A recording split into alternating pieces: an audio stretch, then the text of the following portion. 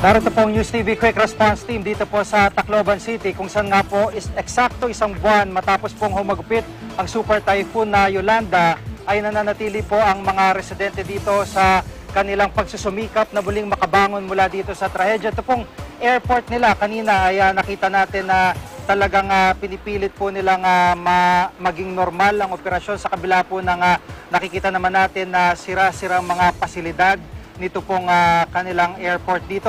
At bumalik po ang QRT dito upang kahit papano ay magdala ng konting tulong sa pamamagitan din po ng mga boatmen ng Pagsangan Laguna. Kanila pong mga kontribusyon na umabot po na may 200,000.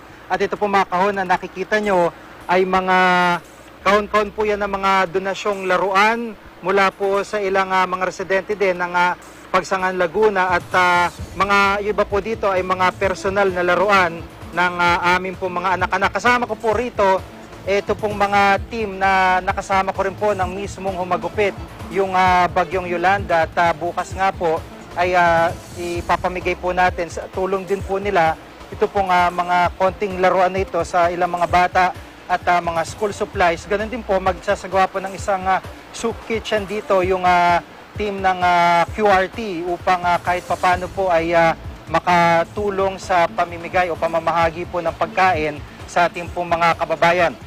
Ilan po sa mga mismong ating inorganisa na komunidad ay yung pong tinatawag na kumbagay poorest of the poor, yung pong sa pamamagitan po ng kanilang simbahan dito ay sila po ay nag-identify ng mga komunidad na talaga pong hanggang sa mga sandaling ito ay hikaos pa rin, dala nga po ng bagyong Yolanda. Pero kahit pa bago pa humagupit yung Yolanda, ay mga hikaos na sa buhay. Kaya ito po yung na-identify na pupuntahan po natin. At tinataya po na sa mga 6,000 po yung maari pong mabigyan po ng pagkain sa pamamagitan nga po ng soup kitchen sa tulong po ng mga bangkero, mga boatmen sa Pagsangan Laguna. At may tinatayang mga 1,000 mga bata yung mabibigyan po ng school supply sa pamamagitan po ng kanilang kontribusyon.